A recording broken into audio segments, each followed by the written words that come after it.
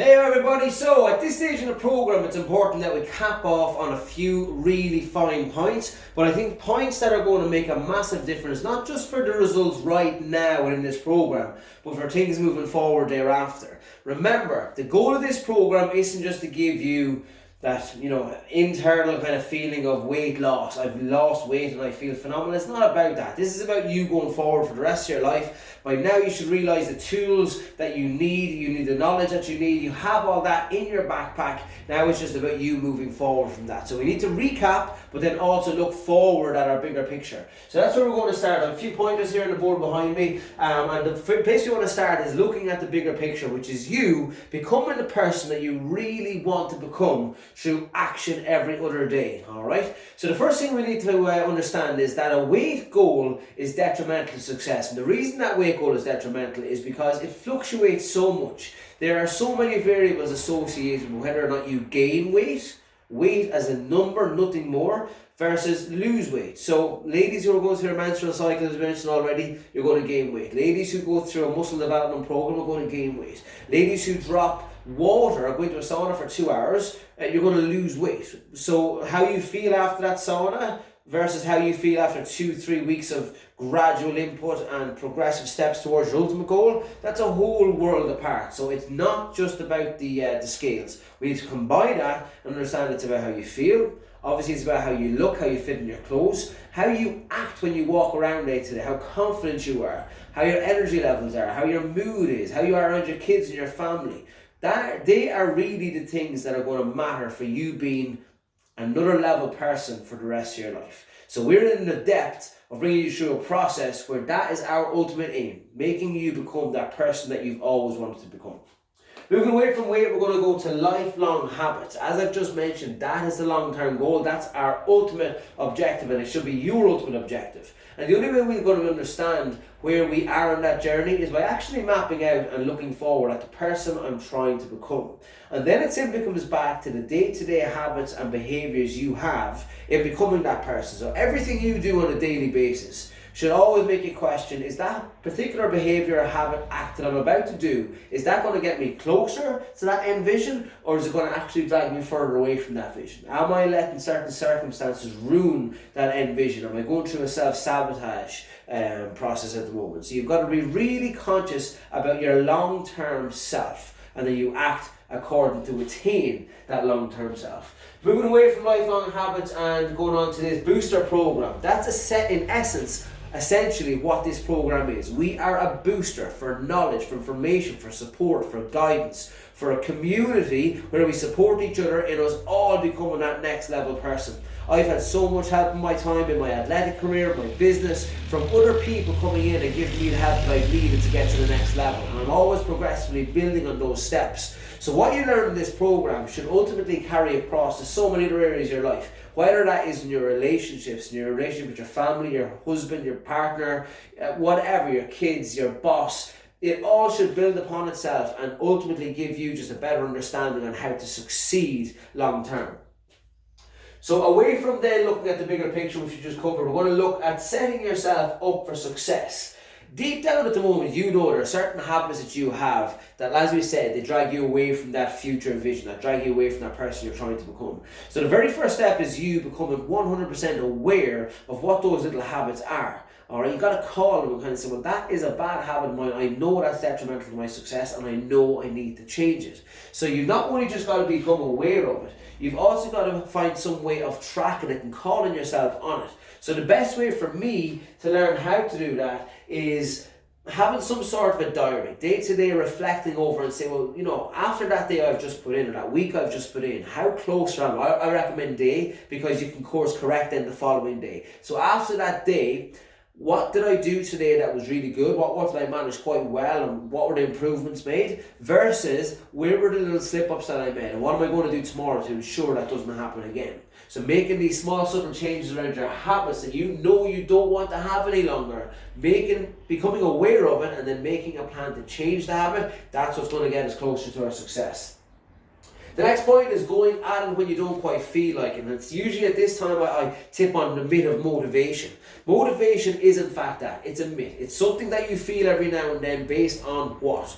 you've had triggered motivation. You might have seen a video, you might have got, you might have reached actually a pain point where you're so sick of looking and feeling the way you look and feel that that's it. No more will I accept this. You feel motivated to change it. And as we all are quite aware of, eventually that motivation wears down. Willpower is finite. In fact, it's very finite. It's in short supply. So we're going to have to find a different way to carry on forward and to keep our motivation high. And there is one singular way we can do that, and that is ACT. The whole V3 program, as you now know, is built around the word ACT. Adaptation, core, training, main phase. So it's all about ACT. It's all about taking action on your goals. So on the day that you don't feel motivated, the very best thing for you to do there and then is to act on something. So if you go home and you kind of say, oh, I have a 30-minute workout, I'm not really in the humor for it, what can I do? The best thing you can do for yourself is act. Start squatting, start doing a few jump jacks, go into the plank position, start doing a couple of kettlebell rows, something simple to start off. And before you know it, that barrier to motivation will just dissipate in front of you and you'll be back on form. That motivational issue, when someone comes to me and says I have no motivation,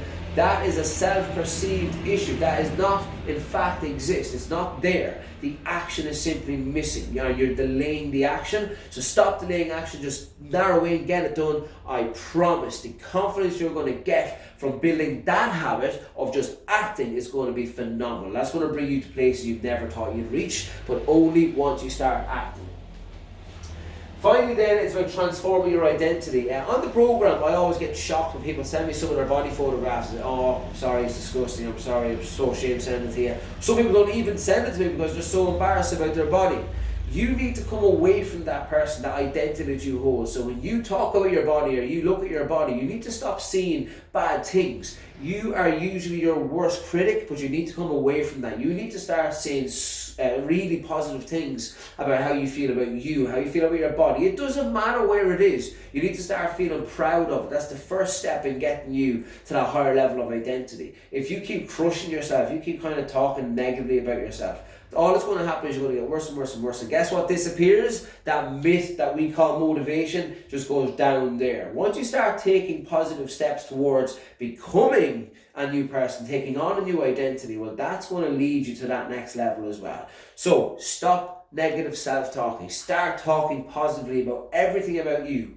You have no right to self-sabotage on your own personal identity. If anybody else has something to say about your identity, well, that's none of your business. That does not concern you. You are all about you.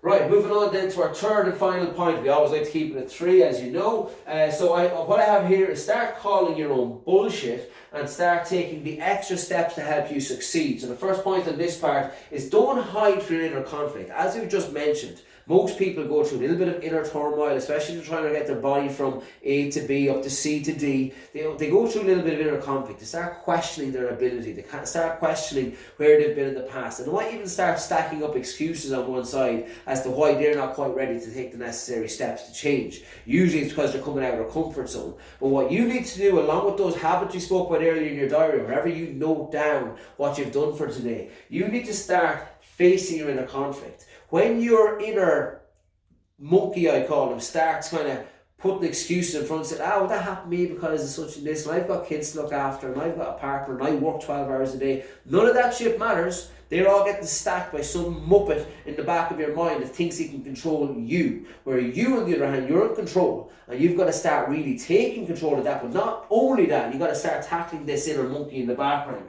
So don't hide from the inner conflict. Don't stay away and say, yeah, the subconscious is right. I'm going to stand back here and just let them dictate my excuses. Don't ever accept anything other than your absolute best in every scenario. And again, you training that habit in the background is going to transform who you think you are. Okay? Stay with me for this one.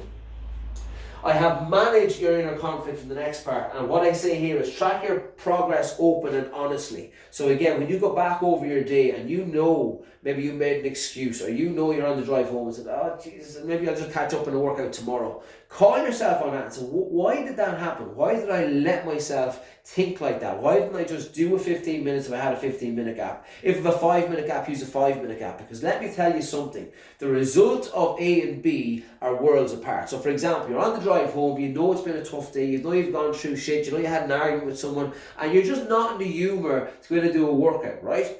A, If you can do 5 minutes, it's better than nothing. If you can do 10, it's better than 5. 15 better than 10. But more importantly, the warrior mindset that you're building out of taking that action step, that is going to reveal a brand new person for the rest of your life. But if you keep succumbing to, no, I'll just push it till tomorrow, it's okay, it's fine, I'll catch up in the end of the week, or I'll just leave it till then. When you're training that habit, that is a habit that you have to take it on, and your body and your mind gets used to just pushing shit off. And eventually you're going to push it off for a day, 2 days, 3 days. All of a sudden you're back where you started, you're pissed off, you're feeling worse about yourself than ever because you didn't take that one step. You didn't do 5 minutes when you should have done 5 minutes. You don't have to do a 30-minute workout. You don't have to do a 50-minute workout. You do have to do the plank for 2 minutes and then a couple of sit-ups. And you know by now that when you exercise, you go, I fucking feel good about myself. And that's the habit, that's the feeling we're trying to train from the inside out. And that's what I want you to become. That's the type of person I need you to be and that you deserve to be for the rest of your life. So start taking them small, sharp, aggressive steps. Now, finally on this, then I have what, who, and who you're surrounded by. So away from you and the onus being on you to take responsibility for all your actions and habits, you are being influenced every day by me at the moment, by, I hope positively, by other people, your family circle, your mum, your dad, brother, sister, people that you talk with, your best friends every day, you tell them how the program's going. Maybe the best friends even saying, listen, we're heading out tonight, and you say, oh God, I've got my workout at 6, and are they influencing you and helping you towards your goal, or are they in fact friends maybe that are not so friendly when it comes to supporting you on your goal or on your journey? They need to understand so deeply where you're rooted and how important this is for you and how much pain you're in because you feel the way you feel and this is something you really want to change. My point is this: you need to be so aware and so careful about who's in your inner circle. There's an old saying that says you are the average of your 5 closest people. So the people you spend the most time with, the 5 people, you're the average of all of them. So if you've a high achiever in your group, you're only just the average part of them. If you're surrounded by twats, I'm sorry, you're still an average twat. So you need to kind of be very aware of your circle and then build your circle accordingly. On that point, some of us, me for example, I don't have a very large circle of people in my immediate kind of airspace. So I surround myself with as much positive stuff from an external point as I can. My books, my podcasts, my training, obviously, the people that I follow on social media, they're all very positive people that inspire me, motivate me, etc., etc. So you need to take, in my opinion, the necessary steps to surround yourself with everything that's going to help you on this journey, because we know by now that it's not easy. We know it's quite difficult, in fact. So you and you alone are responsible for who is in your vicinity in terms of friend circle. So guys, that is literally me. I hope you got some benefit from this. I can't see if there's any questions pop in because this is just me delivering my knowledge that I've obtained from other people over the years. I'm just passing it on to you and hope you can take some notes from it. That's it. So best of luck at everything going forward. I hope you become that person I know you're going to become, and I'll see you in the near future. Take care.